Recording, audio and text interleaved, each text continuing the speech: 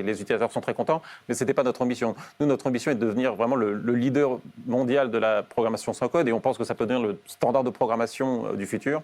Et je pense que pour ça, on ne pouvait pas le faire sans lever des fonds. Vous savez ce qu'on dit toujours, il vaut mieux être seul que mal accompagné. Comment est-ce que vous avez choisi le fonds qui vous accompagne aujourd'hui, Insight Partners? Alors, Insight est notre deuxième fonds Il principal. y en a eu On a fait une première levée de fonds qui était un petit peu plus petite en 2019.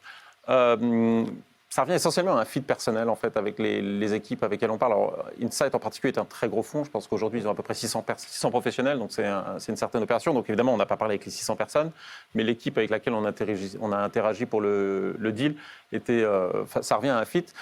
Pour la petite histoire, c'est le premier fonds d'investissement qui nous a contactés bien avant qu'on lève des fonds pour notre premier tour de table. C'est-à-dire que je crois que quand l'entreprise avait 3 ans, ils nous avaient commencé à nous contacter. Et donc on avait construit une relation au fil du temps, ce qui fait que quand il s'agissait de signer la term sheet et donc de lever des fonds, c'était une décision assez naturelle.